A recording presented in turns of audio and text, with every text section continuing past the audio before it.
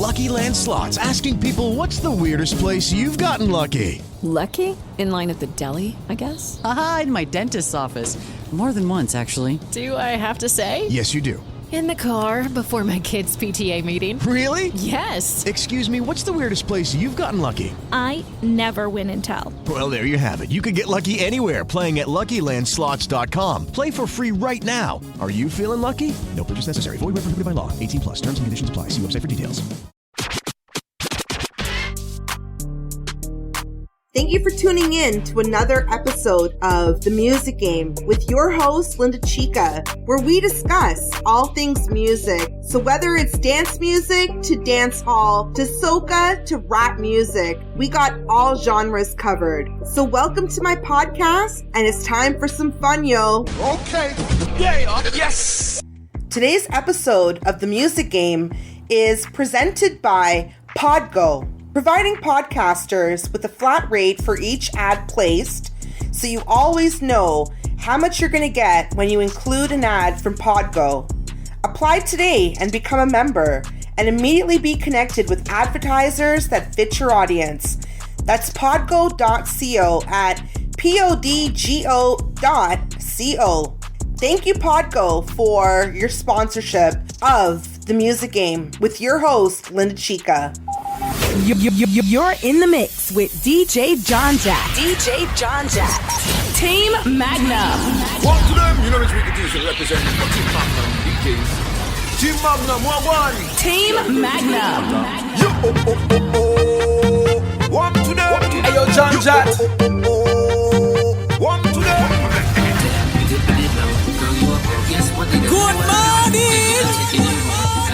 Team Magnum, make the girl them bring the bumper. Gimme, Missy, Matty, Kume, Vini, Saka, Fek, Quickie, too much pressure, Gimme, girl bring the bumper. Gimme, Missy, Matty, Kume, Vini, Saka, Fek, Quickie, too much pressure, Gimme, girl me know, the thing on fire, now me know, the thing on fire, the thing on stand up, the thing on fire, freaky girls that me love, girl me know, Team Magnum on fire, now me know, Team Magnum on fire, the thing on stand up, Magnum on fire, freaky girls that me love, just wanna party. We wanna be stress-free. So let's get freaky. We wanna get freaky. Team Magnum just wanna party. We gonna be stress-free. Now let's get freaky. We gonna get freaky. Team Magnum, they never seen a girl like this. How your bumper so thick like this? Every man want a piece like this. Like what? Excuse me, miss. Why your bumper so big so? Left to right, girl, you making it tango. Do your thing, you better than Django. Team Magnum won't bite up your mango. Bring the bumper, gimme, Missy, Matty, Kume, Vini, Saka, Fek, Quickie, too much pressure, gimme, girl, bring the bumper, gimme, Missy, Matty, Kume, Vini, Saka, Fek, Quickie, too much pressure, gimme. What's up, y'all? It's your girl Lyndachica coming at you live and direct from the 6. On today's show, I'll be featuring one of Orlando's legendary club DJs. I am pleased to welcome Jonathan Prasad, DJ Jonjat, to the Music Game, everyone. How Welcome. you guys doing? Welcome, Jonathan. And before we begin, I would like to first start off by saying thank you for being a guest on my show. And I'm so excited for our listeners to get to know more about you and your awesome career so far. So welcome, my friend. How you guys doing? So far, so good. It's kind of cooling down here in Toronto. I'm sure it's still super hot in Orlando, right? Early in the mornings, in the afternoon it cools down. Okay, so it's already starting on the cool down process. Yeah, it's already cooled down. It's the best time actually to go walk. Yeah. Hey, that's true, because, you still want to be able to be outdoors. We've kind of been in this whole lockdown situation, so... Well, we actually opened back up last Monday, like nightclubs and stuff like that. They actually opened up. Wow. Lucky and extremely jealous. That's all I'm saying. And with that being said, guys, let's start this. Let's do this. All right. You ready, Jonathan? Yep. All right. Now tell us, how did you get into the music industry? The music industry, let's talk about how I got into just music, period. Exactly. Perfect. I moved down to Florida back in 2001. Okay. at the time, they used to have a website called Acid Planet. That's where we'd go get music from.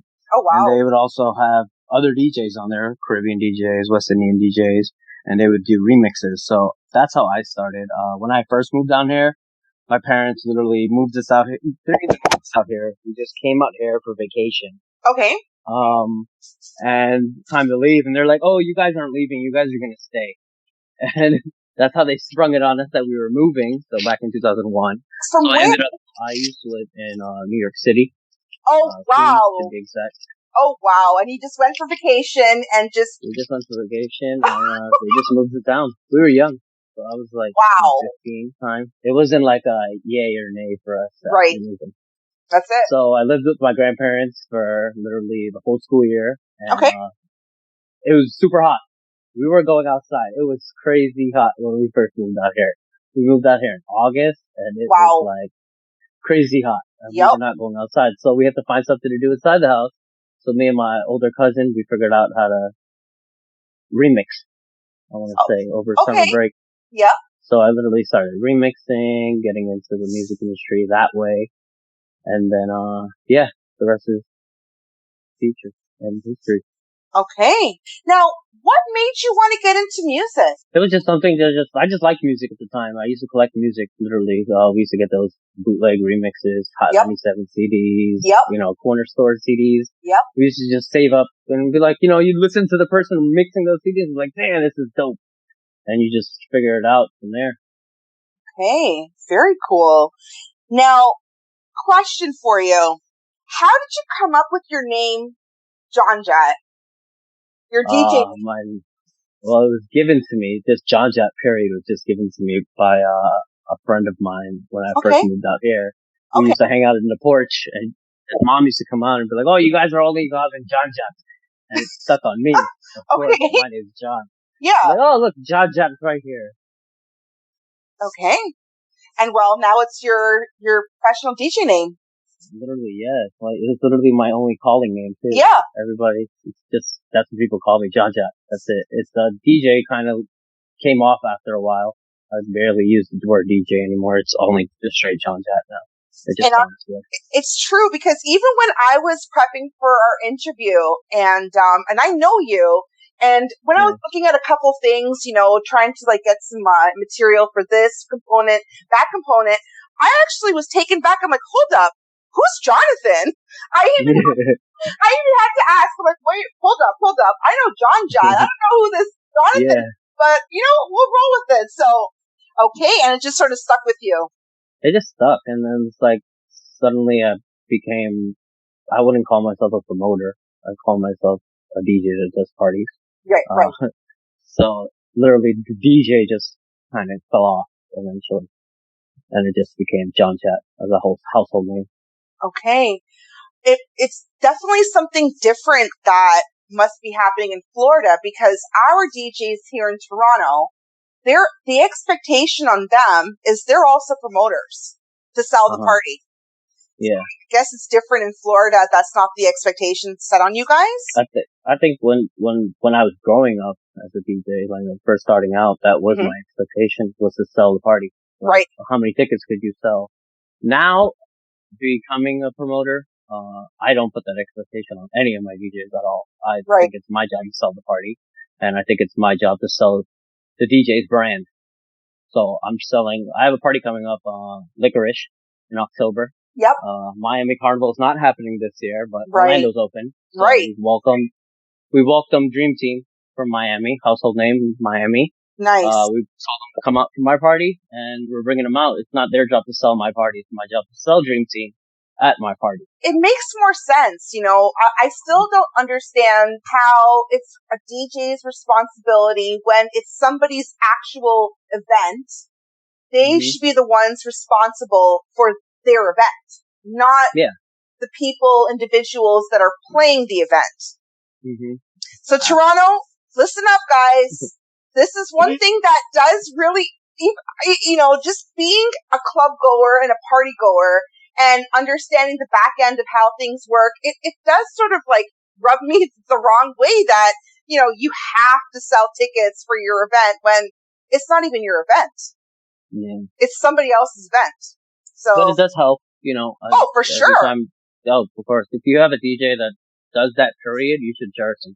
Because there's a lot of DJs that don't do that period. Well, that's exactly it. And I mean, offering to help is one thing. Hey, I have XYZ people coming, but setting it out as an expectation. Listen, I'm having an event and I expect it should never be an expectation. No, it shouldn't be an expectation. If it's an expectation, there should be a reward with expectation. Oh, absolutely. So.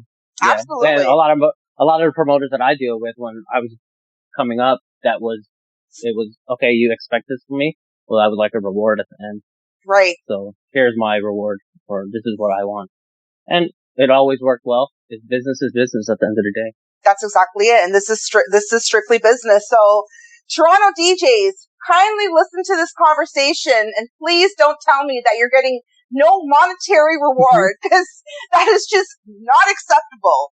So awesome. And now watched you play many different events, whether it was clubs, it was you've been to a lot. Yeah. You've been to a lot. Tons of events. You've been to at least a reggae event, a soca event, an Indian event. You've literally seen me play every genre. Yeah, like literally. And what I've noticed about your mixing skills is you're universal. So you're not just labeled as a chutney DJ or a soca DJ. You're good with everything. I play a little bit. Yeah, I you do. Like you definitely do play. Like even though I did see a lot of soca events, a lot of Indian music. I play a lot of soca. You do? That's my preferred genre all day. Now, how did you learn to craft your skills so well? I feel like I play different. I feel like I play I listen to a lot of Brooklyn DJs, island DJs. So I feel like I don't want to say I copy their skills. I just mold it's different. It's but I also play Jamaican parties. I play Indian parties, chutney parties, soca parties. It's different. I have to be able to play a little bit of everything. And, you know, you have to be diverse. It's super hard to be diverse because you gotta keep up with so much different music. It's oh god. It's I'm driving in the car today and I hear a Spanish song and I'm like, oh, what song is this? And my wife is like, oh, this shit is old. I'm like, oh, it sounds good. It sounds dope. Yeah. And that is one of the challenges too. Yeah, it is. But that's how I normally play music. It's I normally play stuff that I like to listen to. Not everyone listens to the same stuff. I don't listen to hip hop on the regular. So I won't play hip hop at all. So it's like that. But I listen to a lot of Afro beats. I listen to a lot of reggae. I listen to more reggae than anything. Actually, I think I listen to reggae 80% of my day. Oh wow. Okay. Yeah, I like reggae. I was it's just a lot more soothing. You know, it's different. It's world music. I call it world music. But soca is just different. Soca is a totally different genre. Right. It just makes you want to jump.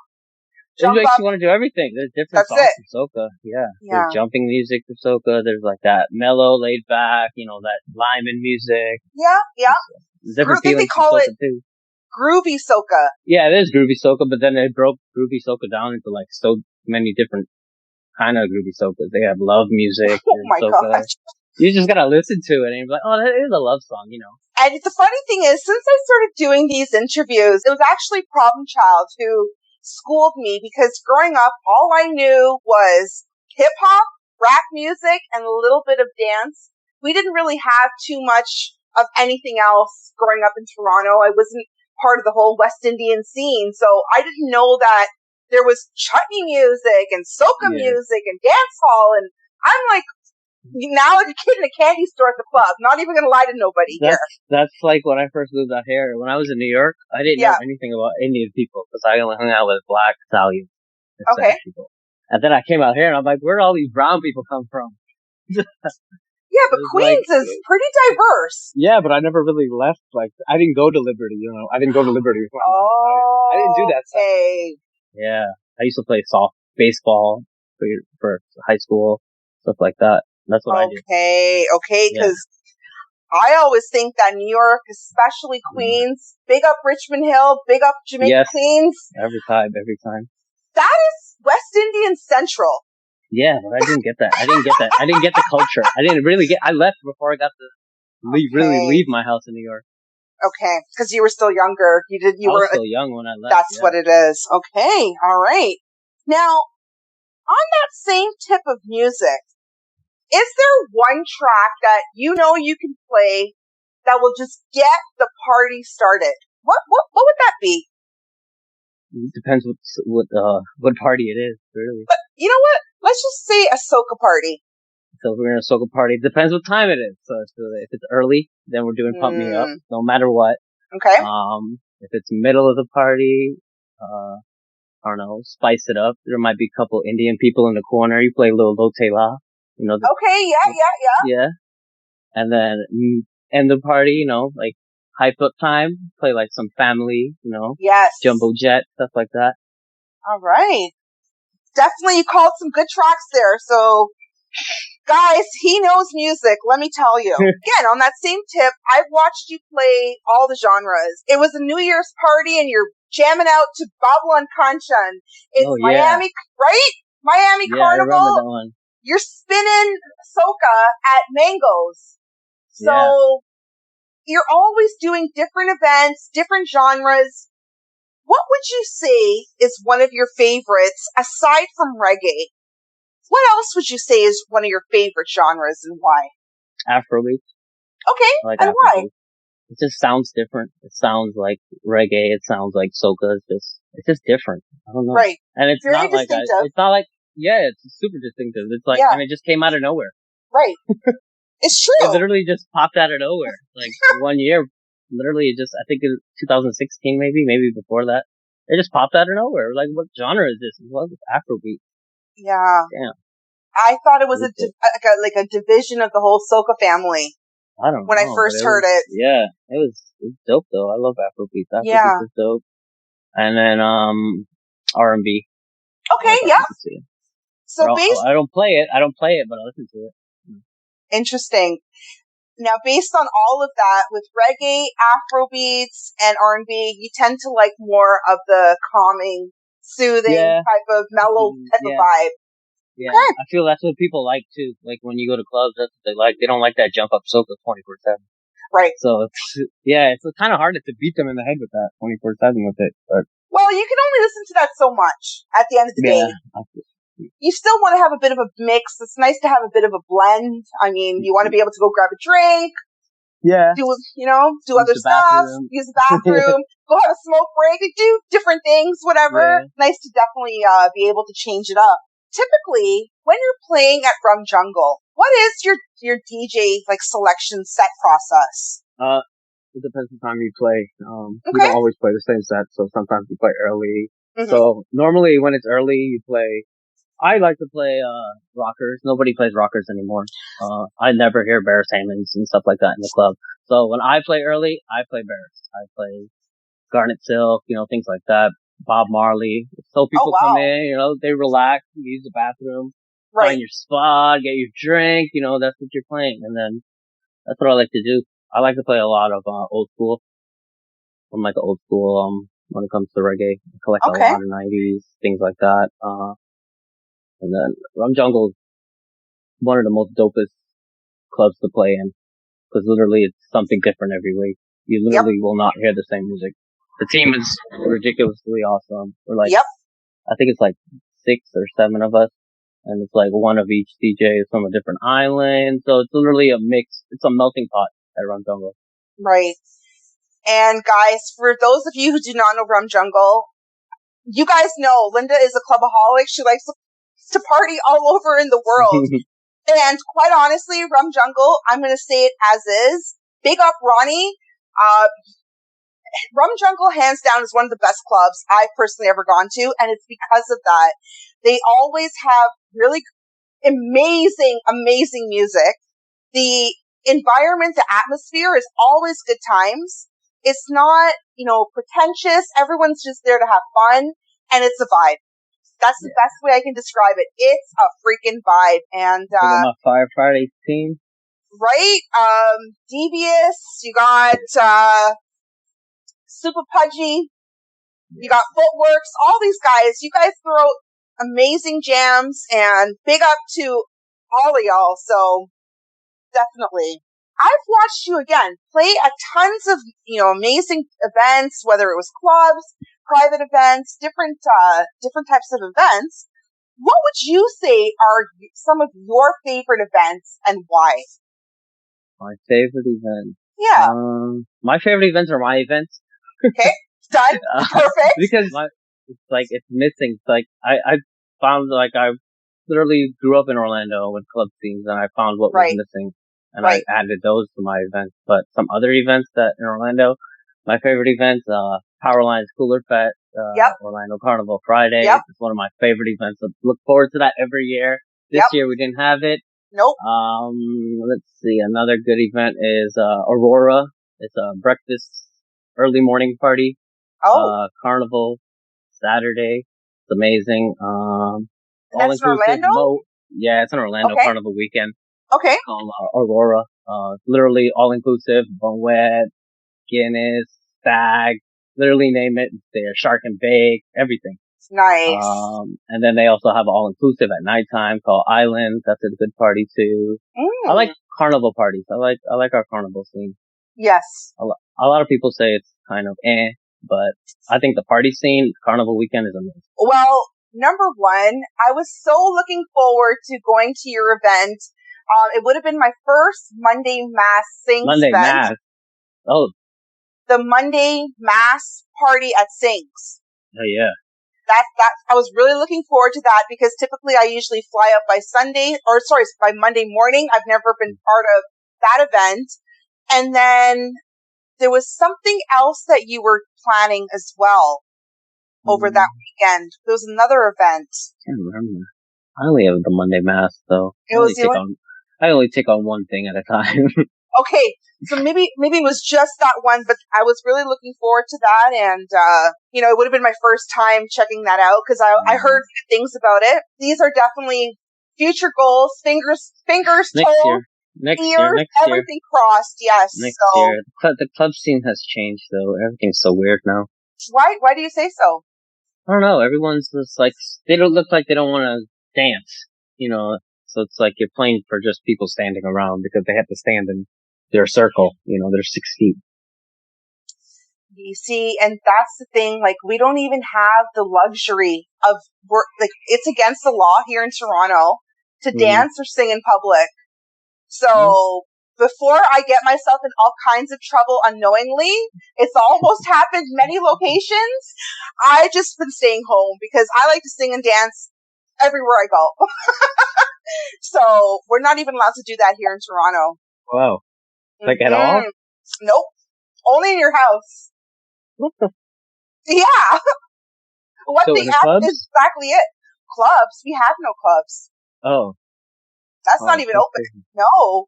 We've actually taken a turn for the worse. We were doing really good with the whole COVID situation. And now that school's reopened, our numbers are the same that they were in May. Wow. So we're basically en route to lockdown again. So yeah. Yep. It's been interesting, but it's been an interesting couple months.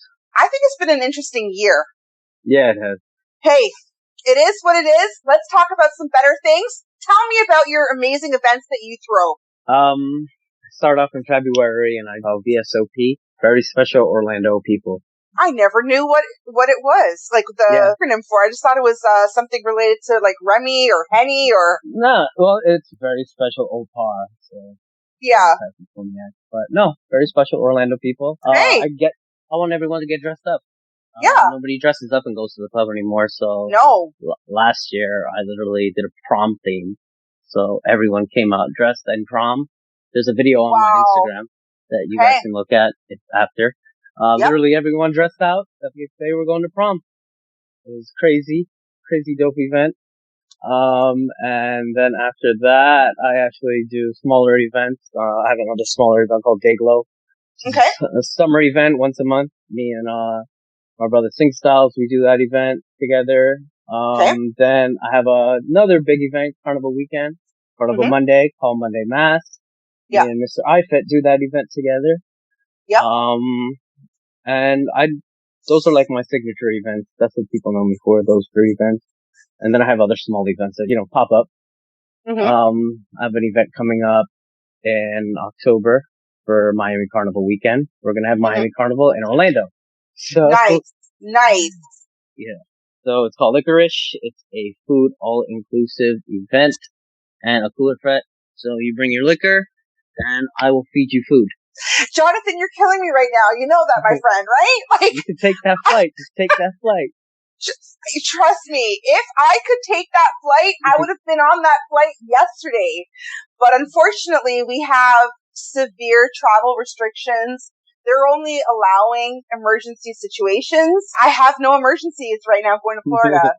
I mean, I could try to see what I can get away with, but they're going to know with my history, with all the stamps for passport, they're going to know it's for pleasure. So, yeah, I wish you all the success with that event. That sounds awesome. It's going to be really dope, people. I can't wait. What you just said about people don't really dress up anymore when they're going out. Number one, they're saying that carnival events are mediocre at best. I think this whole pandemic situation happened because you're gonna see, and mark my words on this, you're gonna see more people in the future so much more appreciative for these types of events. I think they would. I feel like people are picking and choosing when they go out now. Right.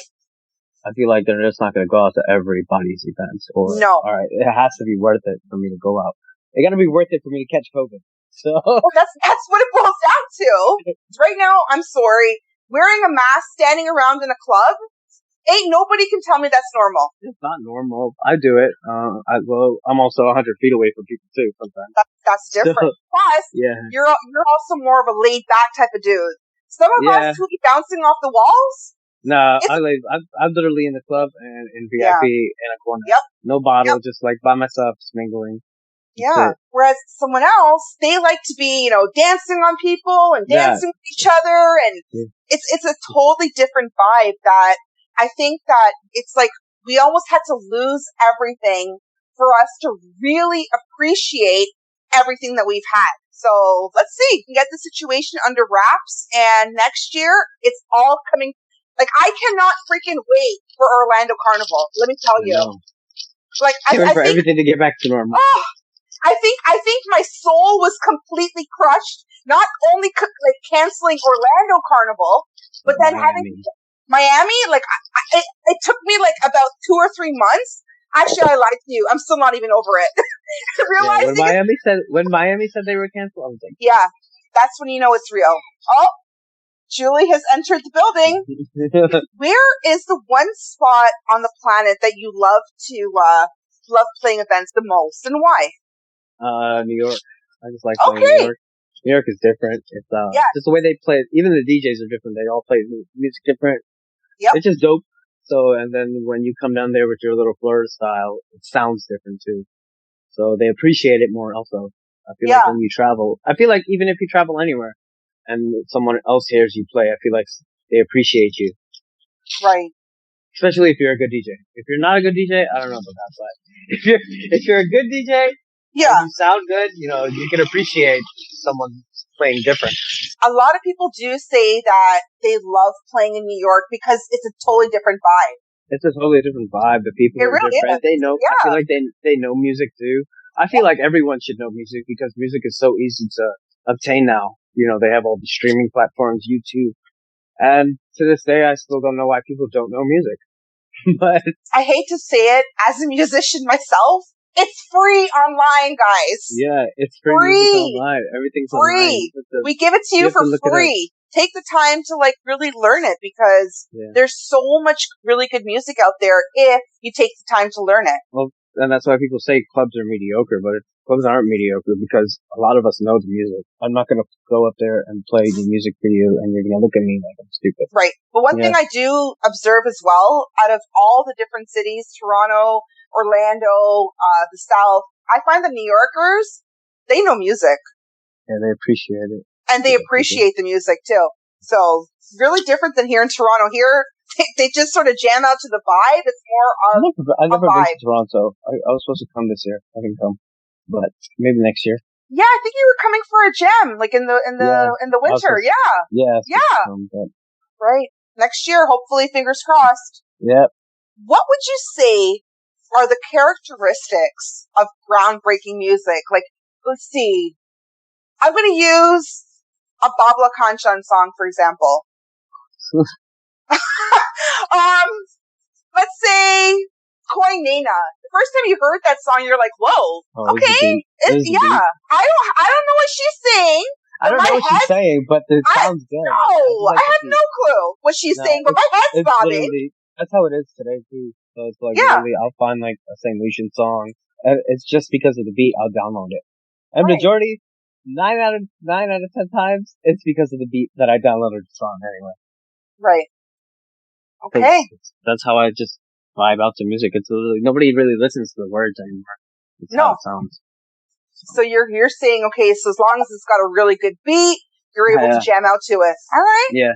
People have all sorts of different perceptions about DJs. And one of the questions that I'm trying to really understand is I'm giving you guys the opportunity to say a myth that exists amongst DJs. It could be something like they hire us, but then when we get there, they start trying to nickel and dime us. You know what I mean? I can't do that with me. No, that's not acceptable. So what is the myth? I feel like the myth is that people think that DJs should charge a certain amount. Like, oh, it's only this amount of hours. Yeah, but it's like I have to, like, I guess you want to say I'm bougie when it comes to my booking, because I'm super bougie. Like, I've been through it all. True. So it's like, I've literally been to house parties. I don't DJ house parties at all. So if you call me for a house party, I won't play it. Because I've been to a house party and I've been trapped at a house party saying that I can't leave. And I will never do house parties again because of that reason. Yeah. But it's like, yeah, I feel like they think that DJs should play for 6 hours past a certain amount of time, you know, and it should be for this amount. Yeah. I'm like, yeah, but it doesn't work like that. It's like, you know, you have a family at home. There's things like that come into play. Right. It's like, that's what they don't understand. They don't understand that this is a business. This is not, you're my friend and you're going to help me out. This is a business. You're my friend, so I'm asking you to play my event. That being said, this is a business. Yeah. And a lot of people, you know, don't understand that. And then they'll say, oh, well, XYZ didn't play long enough. And then he was trying to nickel and dime me here. I'm just like, this is a business. This is their livelihood. This is their job, the same way that you have a job. You can't go into your job and do a half-assed mediocre job and then expect to be getting your full salary. It doesn't work like that. And then people are like, okay, yeah, that does make sense. Once you've broken it down to like the lowest common denominator, it's then like, they understand. I break it down to people like, okay, if I came to your job and I said, hey, give me a discount, right? What would you do? You'd be like, no, because you can't, because you don't own the company, or you know, you don't make those rules, things like that. It's like the prices that we set, the prices that we set. It's like it's to compensate for our time and someone else's time. You know, sometimes we have to hire another person to come with us. You know, sometimes we have to rent a truck. You know, you don't know what our circumstances are sometimes. Right. And see, all of these costs, let's say 3 days before the event, they decide to add an additional 50 people. Well, you're going to need more speakers. Speakers ain't free. Like, they didn't fall from the sky. Like, someone has to have those costs built in. And guys, if you're the consumer, you're the customer, you're the one who has to fit the bill. It's not the DJ's responsibility to be magically making these things appear for free. And then you have that one uncle that tips over the speaker. Who pays for the speaker now? And then, party done. Yeah. It's like the speaker that you told me to bring, it's in a room and the people aren't in the room. And now it's by itself. And now Uncle came and tipped over the speaker. Now it broke. Well, you see, guys, these are the challenges that comes with the job. The whole purpose of this segment was to really make you guys understand. Please don't nickel and dime our amazing West Indian DJs, guys. They have so much on their plates. But some West Indian DJs nickel and dime themselves also. So by undercharging and things like that. Oh, so. I've seen the good, the bad, and the ugly, and sometimes I just, like, I even call it out to them, like, what, you're not worth any more than that? Like, just a quick question. I've known you for 20 years. I'm going to ask you that question. What, you're not worth more? Like, what is it? Oh, Linda, no, don't oh, Linda me. I'm just protecting you, watching out for you. Because I have the ability to say to both everybody, I'm not going to just stand there and look cute. So, yeah, I've seen it happen. I find it happens a lot to the newer guys. Yeah. It's like when I started out new, I don't even know what I was charging back then. Oh, no, I actually do. One of my friends actually called me the other day and they booked me for, I did their wedding. Mm-hmm. And now I'm doing their sister's wedding. And I gave them a price for their sister's wedding. And they're like, holy shit. He's like, I got you for a steal then. You got married. Yeah. And I was like, yeah, but it's like, as time progresses, years ago, I wasn't comfortable in front of a mic. So if you find a DJ that can mic, then you have to pay for that too. Cause, of course. Yeah. That's what I try to tell people. It's like, okay, you could be a DJ and you don't know how to mic, but then there's another DJ that can mic. I'm going to pick the DJ that can mic. Right. I'll rather pay the extra 50, and he can mic. So I always tell DJs, it's like upcoming DJs, it's like, you guys have to be worth something. It's like, okay, I just don't want a DJ that just plays music. Right. You have to be able to do everything. That is kind of the expectation, especially for functions like weddings and birthday parties. You want to be interacting with the crowd. You're not just there to play music. You also want to interact with the crowd, right? Mm-hmm. Yep. So if you have a DJ that knows how to interact with a crowd, that's an A+. For sure. 1,000%. On that same topic of knocking over speakers and broken speakers, aside from breaking speakers, Jonathan, tell us, what other struggles do DJs typically face? Not getting paid in the night. I think that's one of the first. That happens? Yeah, it does happen actually. I'm getting paid. And you go home and they're like, oh, I got you. And then weeks go by and you're just like, all right, whatever. It's not even worth it. Shouldn't it be something that's done before you do the event? It doesn't. Sometimes it works like that. Sometimes it doesn't. Why though? It depends what it is and how much it is. Really. So there's nothing to actually state or contracts or... Well, yeah, you can do contracts. But I guess it depends. Because the majority of the time, who are you playing for? You're playing for your promoter friend. So are you going to give your friend a contract? So I think it comes down to friend and business thing. Yeah, but if your friend's going to turn around and screw you and not pay for your time, that's a big problem. It does happen. But it does happen. I'm not going to lie. I would never have thought that. Yeah. Wow. You do run through some struggles coming up as a DJ. Yeah. I think that's one, and you're just being abused, I guess. How so? Just like the whole ticket selling situation, like we were talking about earlier. That's one thing. It's like, okay, come, you can play for my event, but you had to sell this many tickets, and then at the end of the night, you didn't sell that many tickets. You get paid, but they'll pull that. Wow. Yeah, they'll pull that on a young DJ because it's been pulled on me, so I can say that. Yeah. I've heard these horror stories as well, and I just find it shocking that people can behave so unethically when they know that they need you again in the future. It's not like you're going to magically vanish and disappear into thin air. It's not like I'm not going to see you. It's not like you're not going to see the person in like the next 2-3 days. Like, you're not going to magically disappear. So I don't understand how people could be so unethical when it comes to this is a business situation. Becoming a promoter now I'm putting out the paychecks now. I feel like I'll pay everyone.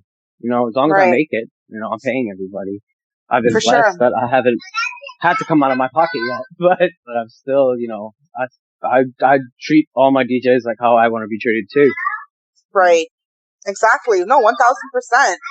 What would you say after doing so many shows over the years, what keeps you motivated staying in the music industry? The music's changing. Okay, the music's changing. Everything's evolving. So the club industry is evolving. What really keeps me in the club is like I do a lot of flyers. So literally, I do a lot of flyers for a lot of promoters, things like that. So that's what keeps me in this industry, period. But it's the music, and it's just how people party, and it's just really keeps me drives right now or doing events because it's just concepts. It's like I had this cool concept in my head. now I want to bring it to life. So that's what we do. That's what's driving me still. You're really good at what you do, and it's awesome that you still have this love and passion for the industry because it really shows in your work. Yes, everyone says so. No, 1,000%. You put on such a really good show. The vibe, it's a vibe. You create this amazing vibe, which I will say it as is. A lot of DJs don't have those skills. They go do their set, and that's it. They're out. Oh, some of them stand there. You ever seen the DJs just? Yeah. I see them standing there with no headsets, and I'm like, what exactly are you doing, bro? I will ask you, what are you doing? I wish I had that skill. That's a cool skill to have. No headphone skill? Wish I had that skill. I don't know what they're doing. I just know it's Serato DJ that's doing all the work. That's what I know, but hey now. As I was prepping for your segment, I came across some freaking amazing vlog videos. I just sat there and I was like, mesmerized. Oh, my vlogs on YouTube. Fabulous, cool, right? Beyond freaking, like, this is, guys, for those of you listening right now, go on YouTube. Jonathan, what is your YouTube name? Just DJ Jonjat. Hey, you guys have to check out his vlogs. They're done so freaking good. Yeah, I love doing video. That's like my side thing right there. That's like, I have the passion for it. I like doing, like, just taking videos, things like that, but it's just editing them. I don't have the time for it. So that's kind of why I fell off my vlog. Okay. On that same tip, have you ever thought about a videographer, like actually doing music videos? Because these videos, so like, I don't want to sound like a stalker. I watched a couple of them like 10 times, especially when you were in Miami. I was like, yep, I'm not going to Miami, so I'm here in Miami, guys. Have you thought about it? Because your work is exceptional. I have not thought about that. There's a lot of money in the music industry making videos. Yeah, I also like, I'm in, me and my wife actually, we have a company called the Moxie Workshop. We actually do day of pieces, wedding invitations. So we're in that industry right there. I wouldn't mind getting into the wedding industry. Yeah. And like the whole, just like events, I wouldn't mind doing videography for events, you know. Yeah. Like later on when I stop DJing, maybe that's how I keep in to the industry, just by doing videos, because it's pretty cool. I just don't have the time for it right now. It's crazy. You'd say that, during COVID you would have so much time, but I didn't have any time during COVID. Okay. You're really good at it. They're cool, right? Yeah. They're exceptional. They're not cool. They're exceptional. The quality is just like, damn. Like, you really can tell you put your heart and soul in these segments. And I could see down the road, like maybe like when you're doing your wedding stuff, maybe doing the videography for a wedding. Yeah, you never know. But it's interesting that you mentioned like when you're going to leave the industry, because here in Toronto, we have DJs in their 60s who are still going strong. No. I think when I left the industry, when I do leave the industry, I think I would leave the industry for selective few. I just wouldn't take everything. You know, it'd be like, all right, he's only playing at this event. He only plays for this person. That's how it would be. You know, it would be like very selective. Very selective. Yeah, I'd be very selective when I leave. Well, that's exactly it.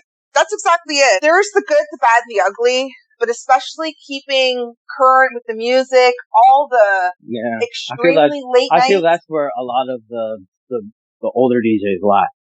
Yeah. Staying current with the music. Because you can't. It's really hard. It's like if you have a child, if you have 2 child, 3, you know, it's kind of hard. You really have to put in that time. And if you have a regular day job, it's hard too. That's exactly it. I big up all those DJs that are still doing it because I don't know how you guys do it. Mind you, I didn't say they were successfully doing it. Yeah, that's true. But, you know. They're still doing it though. But that's true. You can hear that things are lacking. They don't have the mixing skills. Yeah. I would say it's more than oomph. That, damn, is this really happening? That type of reaction. So, but you know, hey, kudos to you in your 60s still doing it. God bless you. I don't know how you do it, man. It's a lot of work. It's a lot of prep work. It's a lot of very late nights. Listening to music. Yeah, it is a lot of late nights. Late nights, early mornings sometimes. Yeah. Sometimes you have to wake up early. Juves. Yeah. That is one thing, guys, I have yet to still do. I still have not been able to wake up in time for any Juve ever on this planet. You didn't wake up for Miami's Juve? Not ever once in my life. Oh, wow. I've never done a Juve because I just can't be functional at like 4:00 in the morning unless I'm like finishing from the night. versus starting the night. Big difference. I'm functional for finishing the night. I don't know about starting the night at 4 o'clock in the morning. So that's not usually my thing, but I heard really good things about it, especially with powder and paint and all that fun stuff. But one day, right? One day, with so many DJs out there lacking the mixing skills, this is so integral and like critical to run a wicked set.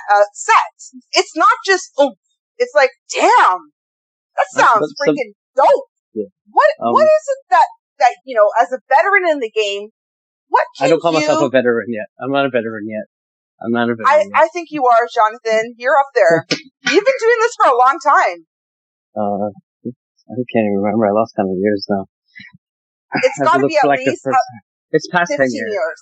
Yeah. I know it's past 10. If you're past the 10-year mark, you're up there. You're not, it's not like you just started in this industry. Yeah. And you can tell by your mixing skills and the way that you're able to work flawlessly with all genres. So what would you recommend for them to be doing to improve their skills? You know, as you have a really good skill set for mixing. I tell all upcoming DJs in Orlando, especially, I was like, you guys need to come out to these events, and just listen to other DJs play music in the club. You know, listen to mixtapes, listen to the radio. I tried not to tell people to listen to mixtapes because a lot of mixtapes are done on the computer. Right. You know, but I rather just listen to a live DJ. So I listen to a lot of radio. I listen to a lot of like live radio. Live DJs playing music. Big on my Team Soca family. And then I tell them just come out. Like, you guys just need to come on and just listen to how club DJs play. There's a difference between a club DJ and a private DJ. Right. There's a total difference because a private DJ, you can't pull a private DJ out of his wedding scene and put him into a club because he will not play the same. Right. At all. He will get stuck, and I will tell you that for sure. A club, I consider myself as a club DJ, not a private DJ.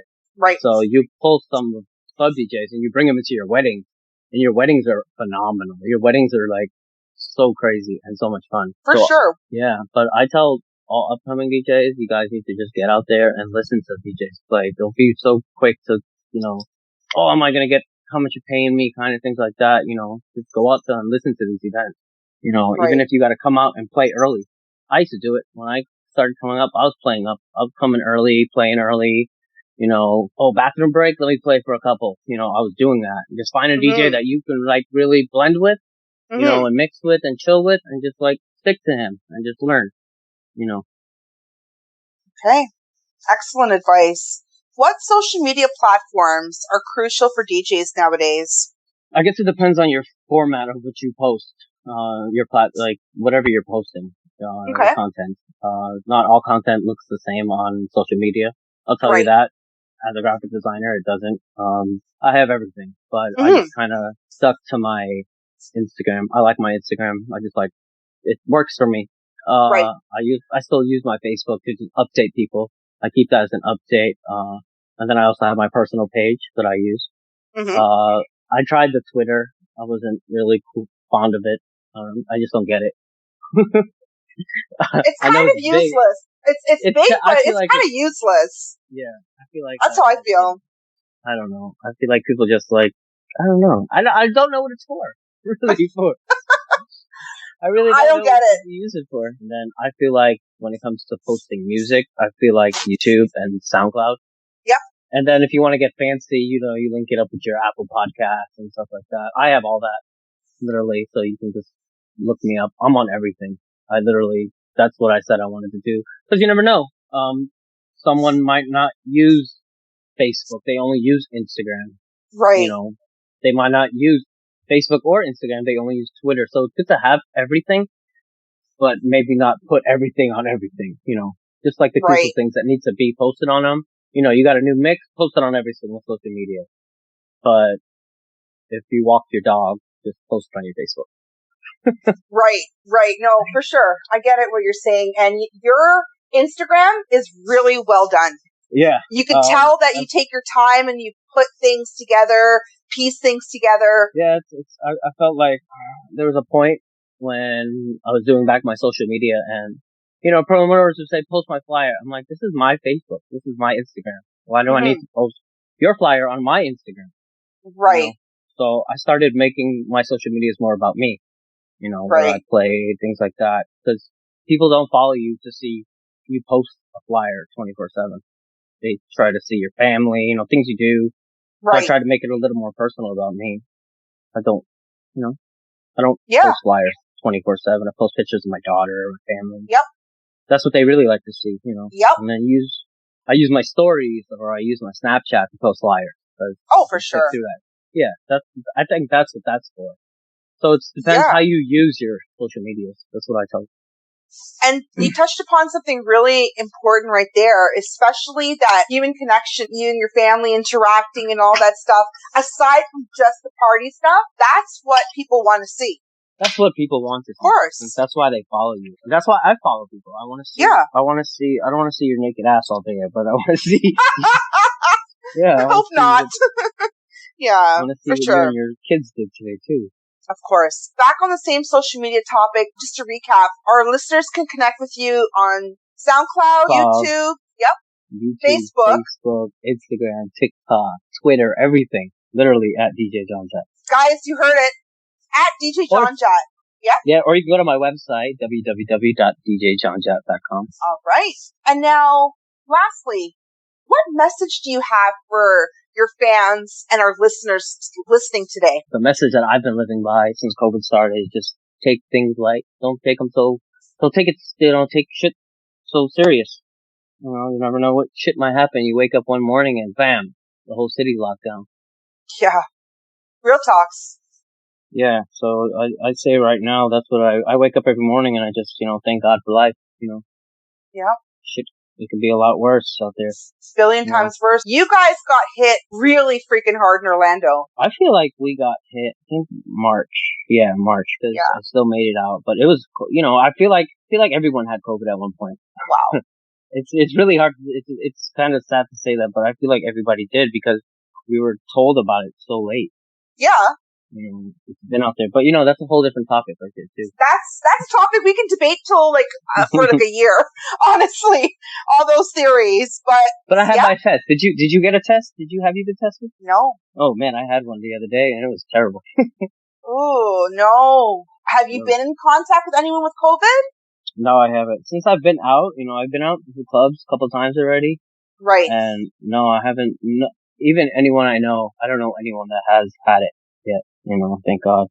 Yeah. Seen a lot of people dying from it though. Yes, I do, but I don't know anyone that has died from it yet, so. Okay. Since the whole thing started, everyone knows I got laid off and I've just been doing other stuff. I have not, I barely go outside. Yeah, I barely go outside. I mean. Good to see everyone doing good though, because, you know, you see all these pop-up businesses. Yeah.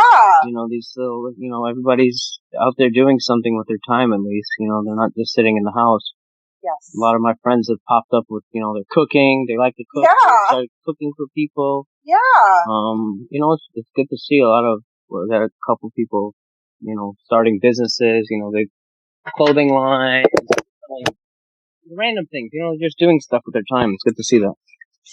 And, you know, the one thing that's really interesting about this whole negative situation is seeing the positivity that's coming out of it, giving you the opportunity to try something totally different. And I feel like it gave you the opportunity to do something that you wanted to do with your time. Like, a lot of people complain, oh, I don't have the time to start a business. But, you know, you had the time.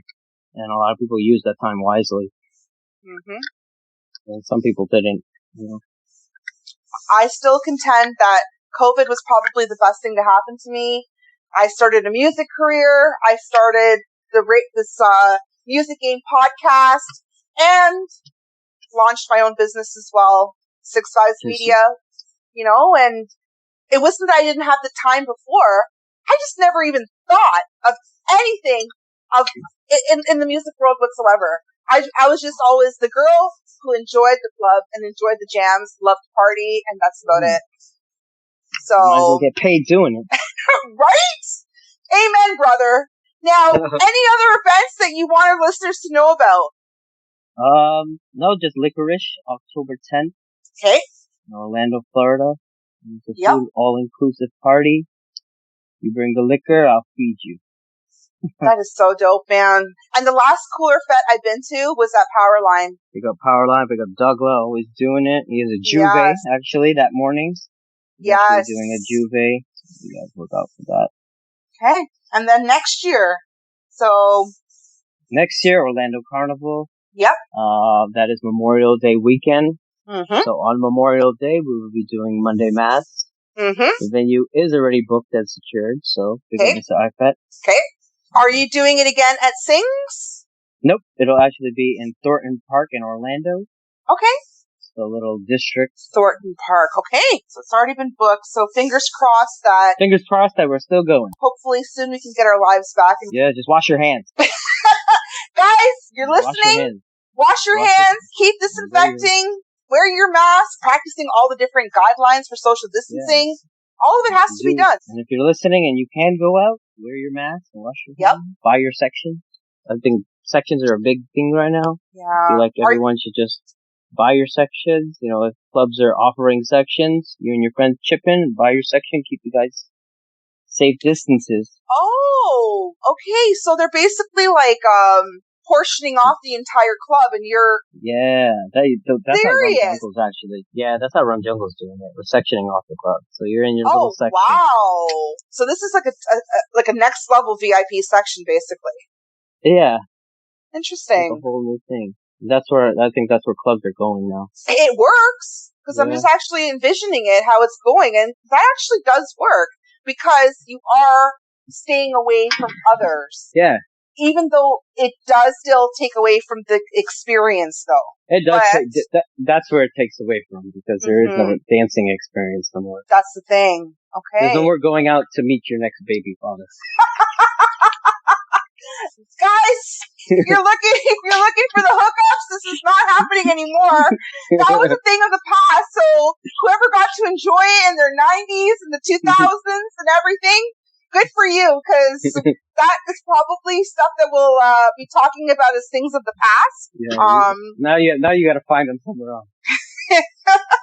And anything else you want our listeners to know, Jonathan? Not really. All right. Well, I think we covered everything. This is dope. This is dope. Hey, I really enjoyed this. Thank you being a guest on my show today. But your personality, so lively. Always do an amazing job with your events. And honestly, guys, I'm going to say it again as is. I've been to so many of Jonathan's events. I am not being biased. I am telling you as is. He knows how to throw down really amazing events. I wish I was at the VSOP one. VSOP one? Oh, yeah. The prom. Like, I mean, that is something, I love the whole glitz and glam type thing. And that's one thing I do miss seeing when going out, because even though it's a fancy event, people just don't care to dress up anymore. Yeah. And I don't get it. Like, where is the disconnect? Where did we lose that? How can we bring that back? I have no idea how to bring it back. The best way to bring it back is dress code. Which we don't even see anymore. Yeah. I feel like it's dress code and higher price parties. Yeah. I feel like you have to pay for that. Like, all right, if I'm paying $60 to come out to a party, I'm gonna dress up nice. I'm not wearing no bougie ass clothes. You know, I pay $60 to come, so I'm gonna dress up nice. Ain't nobody gonna be coming here looking like no scrub. We're going to be. Yeah, but no, seriously, real talks. Yeah, but if you did pay for a $10 party or a $20 party, what are you wearing? I'm wearing jeans and a t-shirt. See, I'm throwing on the kicks and I'm wearing leggings. We ready to party. Yeah, because that's what the promoter established. He established, right? This is a cheap party, so y'all just wear y'all's Walmart clothes and come. TJ Maxx. All right. Well, this is something that I'm hoping that will sort of change for the future. It was exciting. Getting all dressed up, looking your best, going out, not looking like you just crawled out of bed. Yeah, I used to look at pictures of my mom when they used to go to the club back in the day. I'm talking about Social Paradise days. Wow. And I used to look at their pictures. I'm like, oh, y'all used to dress up and go out to the club. Yeah. But I'm not going to knock that because in New York, they all dress. I feel like New Yorkers, they just do that regardless. They dress. Yeah. Out to the club. I feel like it might be more of a Florida situation because it's so laid back in Florida. Maybe. Could be. Because sometimes, even when I'm at the events, I look at what others are wearing and I'm like, where am I going exactly? Like, no, real talk. Sometimes, like my cousins will say to me, big up Dave Singh, Linda, like, well, you ain't in Canada right now, girl. You don't need all these bling bling and zing zings. It's more of like a laid back type of vibe. And I'm like, bro, listen, we the North. This is what I got. This is all I come with. I don't really have that, Walmart. Put me on stage. Ain't nobody gonna be rocking no, what's this thing called? Walmart brands, or what else you guys got? Is it TJ Maxx or Target? We got Target. No Target. This is no Target. No. So I totally understand what you're saying. Well, guys, that's it for today's show. I would like to say thank you, Jonathan. Again, you were such an awesome guest. I had such a blast with you. And guys, I hope you really listened to what he said about don't nickel and dime our DJs. And DJs, don't let people nickel and dime you, because these problems are not just a Florida issue. It happens everywhere. This is a problem in the industry. So that's why I like touch upon these hot button topics, because I want somebody to come back at me and say, hey, I heard what you said. You know what? You guys are right. I am worth something. Yes, you are. You are priceless, guys. You guys are doing a badass job. And you got to be paid for what you're worth. I'm sorry, as is. I'd like to say thank you to all my listeners for tuning in, guys. Again, hopefully you'll be tuning in next week. Got another amazing guest coming up. You don't want to miss it. Once again, Jonathan, thank you, and we're out. Thank you. That's the wrap. Thank you, Jonathan. No problem, Linda.